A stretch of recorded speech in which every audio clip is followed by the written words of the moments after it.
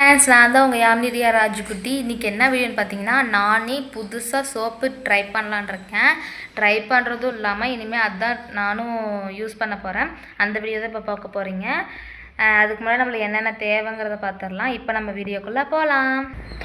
நான் பார்த்தீங்கன்னா beetroot soap தான் செய்ய போகிறேன். அது எதை வச்சு சோப்பேஸ் வச்சு செய்ய போகிறீங்களா இல்லை எப்படின்னு கேட்டிங்கன்னா கிடையாது, பிஆர் சோப் வச்சு தான் செய்ய போகிறேன். நான் பார்த்தீங்கன்னா சின்ன பேக்கெட் 40 ரூபா பேக்கெட் தான் எடுத்திருக்கேன். 40 ரூபா பேக்கெட் தான் பார்த்திங்கன்னா எடுத்துருக்குறேன். இந்த பிஆர் சோப்பில் தான் நான் பார்த்திங்கன்னா பீட்ரூட் சோப்பை மாற்ற போகிறேன். இந்த வீடியோ பிடிச்சிச்சின்னா லைக் பண்ணுங்கள். மறக்காமல் நீங்கள் ட்ரை பண்ணிங்கன்னா நான் எந்த மெத்தடில் செய்கிறேங்கிறத பார்த்து வச்சுக்கிட்டு அதே மாதிரி பண்ணுங்கள். செம்மையாக இருக்கும், ரிசல்ட் சூப்பராக இருக்கும்னு நினைக்கிறேன். நான் யூஸ் பண்ணி பார்த்துட்டு இது ஒரு வீடியோவாக போடுறேன். இப்போ பார்த்திங்கன்னா இந்த பிஆர் சோப்பை வச்சு நம்ம சோப்பு செய்ய போகலாம். ஏன்னா பீட்ரூட் வந்து சின்ன சின்னதாக கட் பண்ணி வச்சுருக்கேன். அது கூட ஒரு பீஸ் வந்து பார்த்திங்கன்னா எனக்கு சொன்னது சோத்து கத்தாழைன்னு சொல்லுவாங்களா, அதை எடுத்து வச்சுருக்கேன்.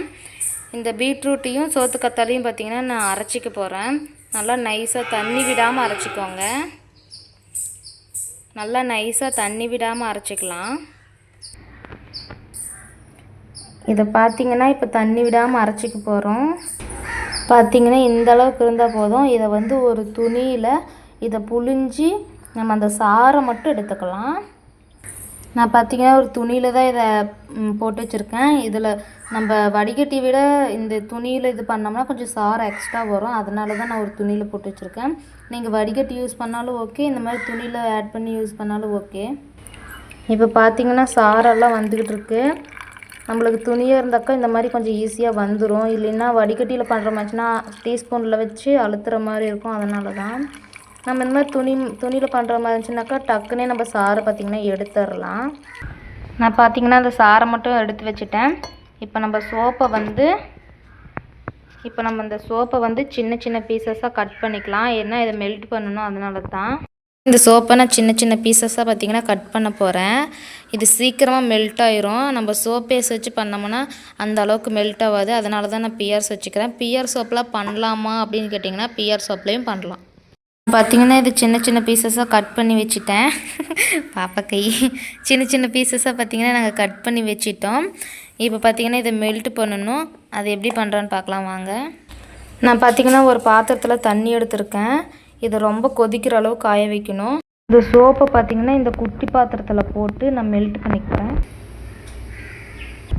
தண்ணி பார்த்திங்கன்னா நல்லா கொதித்து வர ஸ்டேஜ் ஆயிடுச்சு. இன்னும் கொஞ்சம் கொதி வரும் இல்லைங்களா, அந்த மாதிரி ஸ்டேஜில் வரும்போது இந்த பாத்திரத்தை எடுத்து அதில் வச்சு நம்ம மெல்ட் பண்ணிக்கலாம். இப்போ பார்த்திங்கன்னா தண்ணி நல்லா கொதித்து வருது. இப்போ பார்த்திங்கன்னா நம்ம மெல்ட் பண்ணுறதை பார்த்திங்கன்னா அது உள்ளே வைக்க போகிறேன். சீக்கிரமாகவே மெல்ட் ஆகிடும்.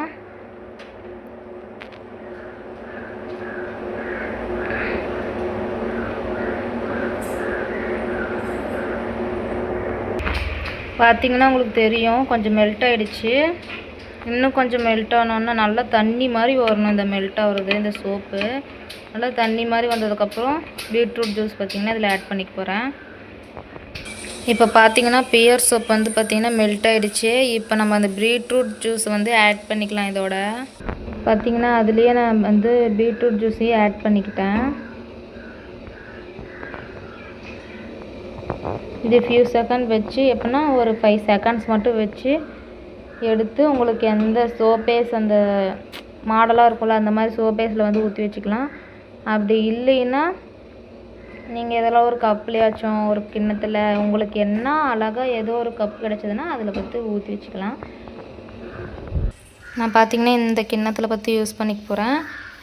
அப்ளை பண்ணிக்கலாம். இப்போ வந்து ஆயில் பார்த்திங்கன்னா இதில் அப்ளை பண்ணிட்டு அந்த சோப்பேஸ் வந்து இதில் ஊற்றி வச்சிடலாம். நான் பார்த்திங்கன்னா இதில் கோகனட் ஆயில் வந்து யூஸ் பண்ணியிருக்கேன். நான் இப்போ செஞ்ச கோகனட் ஆயிலில் தான் நான் யூஸ் பண்ணியிருக்கேன், ஃப்ரெஷ் ஆயில். இப்போ பார்த்திங்கன்னா அந்த சோப்பில் இருக்கக்கூடிய அந்த இதை பார்த்திங்கன்னா நான் இதில் ஊற்றிக்க போகிறேன்.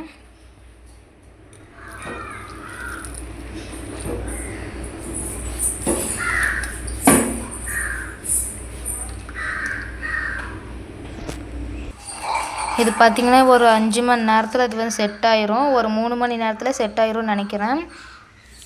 இது பார்த்திங்கன்னா நம்ம ஆறுனதுக்கப்புறம் அது செட் ஆகிடும். அதுக்கப்புறமேட்டுக்கு நம்ம வந்து சோப் எடுத்து பார்க்கலாம். இதை பார்த்திங்கன்னா நீங்கள் ஃப்ரீசரில் வைக்கும்போது சீக்கிரமாக செட் ஆகிடும். ஆனால் அது வந்து நல்லதுக்கு இல்லை. நீங்கள் வெளியவே வச்சு அது வந்து செட் ஆகிற வரைக்கும் வெளியவே வச்சுடுங்க. ஒரு 3 மணி நேரத்தில் நம்மளுக்கு செட் ஆகிடும். அதுக்கப்புறம் சோப்போடைய ரிசல்ட்டை நம்ம பார்க்கலாம். அப்படின்னா சோப்பு நல்லாவே செட் ஆகிடுச்சு. நான் கொஞ்சம் செட் ஆகலையோ என்னமோன்னு டவுட்டில் பார்த்திங்கன்னா தேய்ச்சி பார்த்தேன். ஆனால் சூப்பராக செட் ஆகிருக்கு. என்னுடைய சோப்பு பார்த்திங்கன்னா சூப்பராக தயாராகி செட் ஆகலைன்னு நினைக்காதீங்க, ஃபுல்லாக செட் ஆகிடுச்சு. நான் பார்த்திங்கன்னா இதை ஒரு கரண்டி இல்லைன்னா கத்தி வச்சு சைட்லலாம் சுரண்டி விட்டுட்டு நம்ம எடுத்துடலாம். இப்போ எடுத்து காட்டுறேன். நான் சைட்லலாம் கீறி விட்டுருக்கேன். இப்போ பார்த்திங்கன்னா நான் சோப்பு எடுக்க போகிறேன்.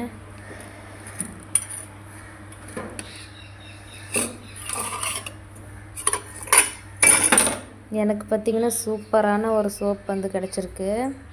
இதுதான் என்னுடைய பீட்ரூட் சோப். இதுதான் பார்த்திங்கன்னா என்னுடைய பீட்ரூட் சோப் சூப்பராக வந்திருக்கு.